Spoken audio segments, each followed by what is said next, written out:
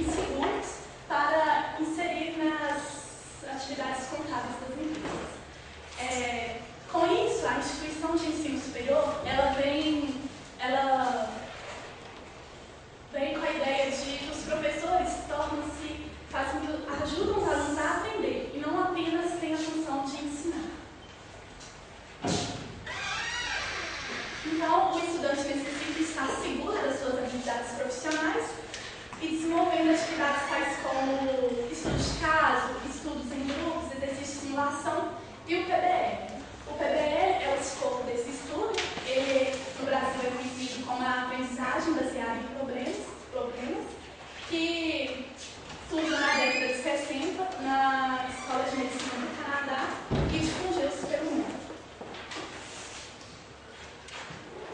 O PBL ele é centrado no estudante, ele inicia-se com um problema real ou simulado, e com isso os alunos vão desenvolver habilidades para criticar esse problema, procurar atitudes positivas em relação a ele, e então eles vão ter um conhecimento mais consistente e duradouro sobre o tema pesquisado.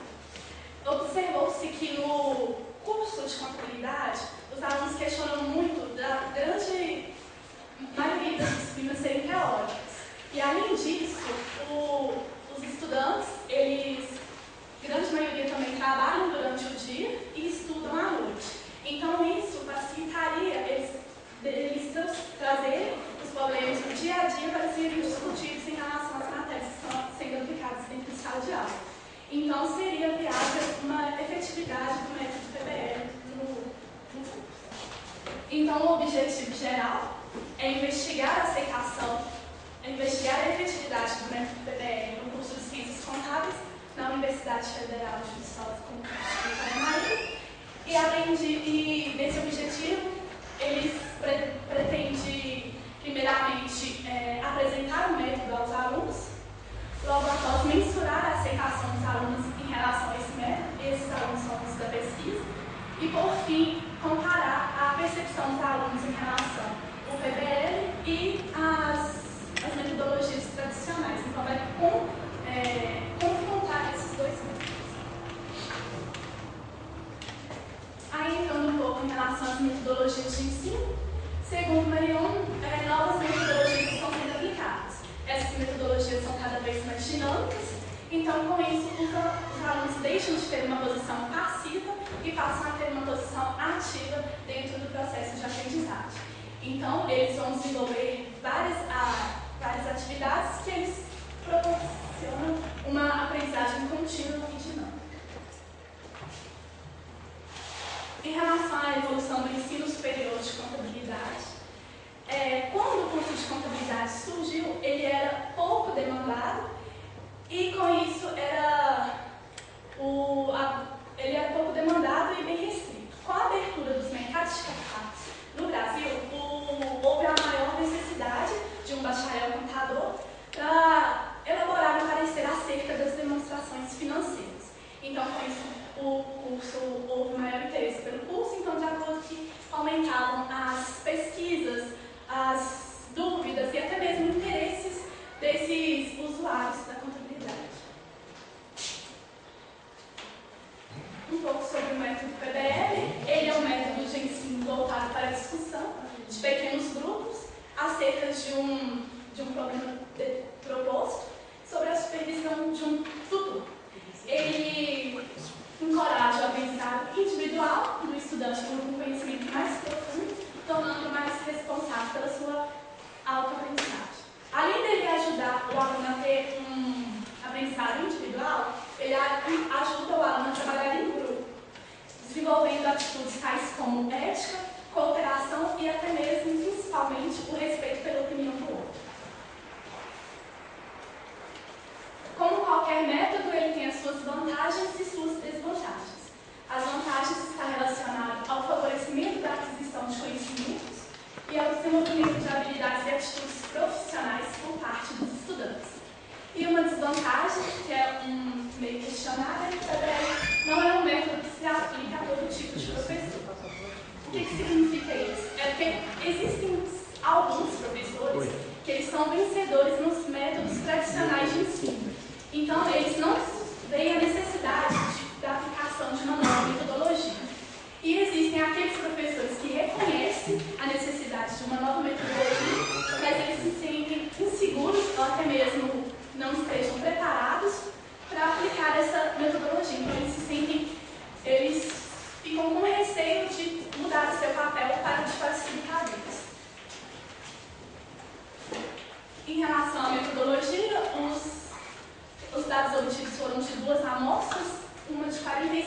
alunos na disciplina Contabilidade Fiscal e Tributária 1 e uma de 31 alunos na disciplina de Contabilidade Fiscal e Tributária 2. Os dados coletados foram através dos problemas e questionários e a interpretação desses dados foi unidos tudo no material coletado, entrou dissertações, artigos, problemas, questionários, entrevistas. E todo esse material coletado ele foi armazenado num banco de dados eletrônico para serem feitas as tabulações dos dados. Em relação aos resultados e as discussões, inicialmente levantou as informações das práticas pedagógicas aplicadas, então aplicou primeiramente os questionários nessas duas turmas já mencionadas, e para o período de agosto de 2011 a agosto de 2012. Então, primeiramente, observou as características da amostra pesquisada. Essa amostra pesquisada foi de 38 alunos. Desses 38 alunos, 57% é do sexo feminino, 43% do sexo masculino, e totalizando uma maioria de 35%, eles têm de 20 a 22 anos. Após definido o perfil da amostra, buscou-se definir a condição atual das metodologias e instrumentos aplicados dentro de sala de aula. Então, o tipo de recurso mais utilizado, dentre quadros, slides, vídeos, a utilização do quadro da lousa, 59%, em relação às técnicas de ensino aplicadas pelos professores.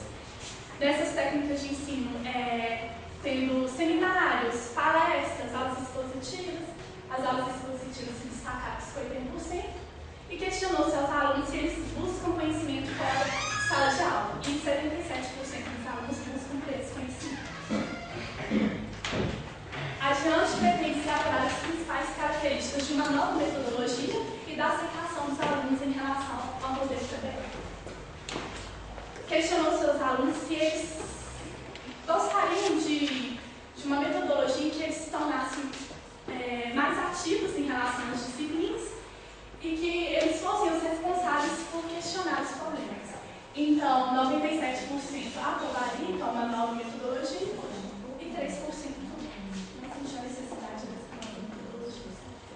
Os resultados esperados pelo PBL. Questionou seus alunos em relação a essas 4 características, quais que eles consideravam como aspectos importantes numa dinâmica dentro de sala de aula. Então, eles consideraram as habilidades práticas, com 72%, que é em si o PBL, que é aplicar a teoria na prática.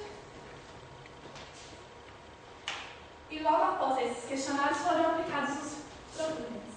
E na contabilidade fiscal e tributária 1, o primeiro problema acerca dos alunos foi a abertura de empresas pelo Simples Nacional.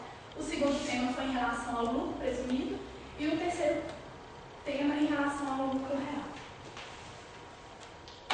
Na contabilidade fiscal e tributária 2 foi os créditos tributários do PIS e da COFINS. O segundo problema foi em relação ao aumento do IPI nos veículos estrangeiros. E o terceiro problema é que os alunos iriam fazer problemas para dentro de sala de aula para discutir com os professores e os outros alunos. A se destacar que no processo de desenvolvimento, os alunos trabalharam em grupos e eles deveriam avaliar seus próprios desempenhos e o desempenho dos outros do grupo. Nessa avaliação, eles se autoavaliavam com nota mínima de 5 e a nota máxima de 10. E, além disso, os alunos deveriam avaliar a metodologia quanto às características de sua realização. Dentre essas características estão a motivação, a integração de conhecimentos, a proximidade da prática com o cotidiano e a capacidade de desenvolver raciocínio. Então, o primeiro problema aplicado na contabilidade fiscal e tributária 1, eles preferiram, no desenvolvimento do problema, a capacidade de desenvolver raciocínio como a preferência. Já adiantando, tanto no problema 2 quanto no problema 3, eles consideraram também a capacidade de desenvolver raciocínio. Em relação à avaliação no desempenho, como sendo o primeiro problema aplicado a esses alunos, eles procuraram muito o tutor para ajudar eles a realizar essa questão e, além disso, eles utilizaram também bastante do material aplicado dentro de sala de aula e procuraram pesquisar em livros e na internet também. Então, o desempenho deles foi bom. No problema 2, já adiantei, que eles consideraram mais possível novamente. E na avaliação do desempenho, observou-se que a avaliação deles foi boa e agora eles já estavam mais independentes do tutor. No problema 3, novamente, capacidade de desenvolvimento do raciocínio. E em relação à avaliação do desempenho, observou-se que os alunos estavam mais rígidos na avaliação do comportamento, do desempenho deles. Já na contabilidade fiscal e tributária 2, no primeiro problema, eles consideraram a capacidade de desenvolver o raciocínio como a preferência. E na avaliação de desempenho, observou-se que, sendo o primeiro problema, eles obteve alunos que não participaram, ou os que participaram na realização desse problema, a participação foi considerada mínima, porque logo eles já obtiveram uma nota mínima ali de 5. No problema 2, eles consideraram a integração de conhecimentos, como a escala de preferência. E na avaliação de desempenho, observou-se que a participação de todos foi excelente.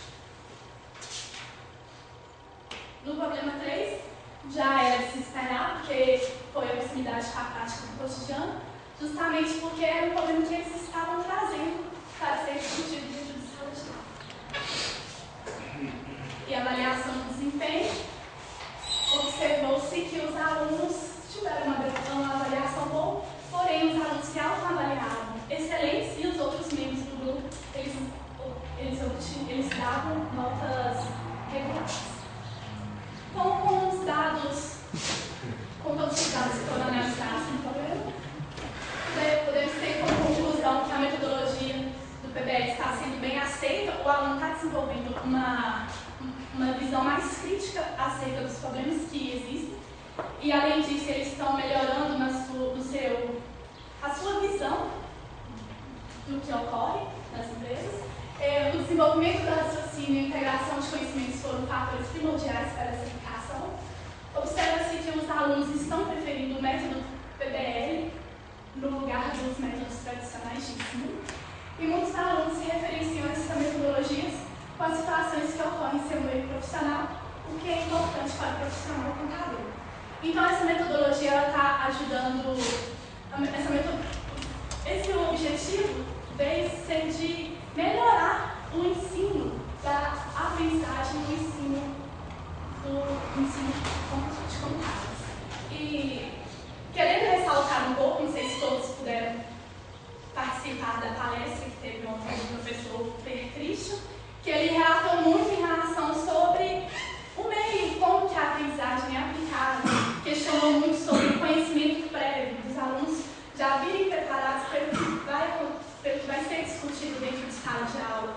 Então, igual ele mesmo até recomendou que os alunos pegassem a ementa que dá no primeiro dia de aula, lê o tema, e lê só um pouquinho, só para entender o que vai ser abordado, ele já chega com um conhecimento muito maior do que os outros que não leram nada, não estavam por dentro de nada. Então, o conhecimento prévio é muito importante.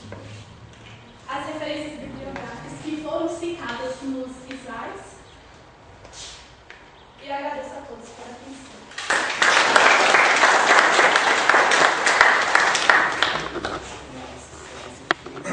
Então, todos fiquem à vontade para dúvidas, sugestões, comentários. Deixa eu falar primeiro aqui. Só para contextualizar, esse projeto também foi um desafio para mim, porque eu nunca tinha estudado a área de ensino em qualquer tipo de área, alguma coisa, nenhuma área de explorar essa questão do ensino. Esse método PBL aí, eu já tive contato uma vez quando eu era estudante aí em Viçosa, numa pesquisa que eu fui participante também. Igual a Eliane falou, esse método surgiu principalmente na medicina, que o pessoal tem que ter o contato com a própria, com o caso realmente, senão depois não consegue, né? E na contabilidade a gente também tem esse problema, na administração também, duas áreas bem próximas, a gente tem que tentar fomentar esse aspecto de prática do aluno, né? Só que o que acontece? Esse método PBL a gente conseguiu aplicar na disciplina, em algumas partes da disciplina, aquelas 2 disciplinas são minhas, né? A gente aplicava esse método com esses problemas. Igual aquela palestra de ontem veio até uma relação com essa questão aí, que os alunos eles tinham que ter uma pesquisa anterior para desenvolver esses problemas. Só que uma constatação minha é o seguinte, para a gente aplicar esse método em todas as disciplinas, que existem professores que aplicam esse método durante toda a disciplina, nós temos que ter um preparo de 2 a 3 anos para o professor conseguir aplicar com excelência essa disciplina. Então, até que estava conversando com a Marilene hoje, a Marilene está fazendo umas mudanças na metodologia dela, de aula, né? Essas metodologias é válida para a gente testar, porque até que ponto as nossas aulas expositivas vão ser eficientes para os alunos, né? Então, isso foi uma experiência que eu gostei de ter como estudo disso aí, que me agrega futuramente para verificar como você é um futuro professor em relação ao ensino. Que a gente tem que estar sempre se adaptando e se adaptando ao aluno. Porque uma coisa que é verdade que o palestrante falou, quem aprende realmente é o aluno. E a gente não pode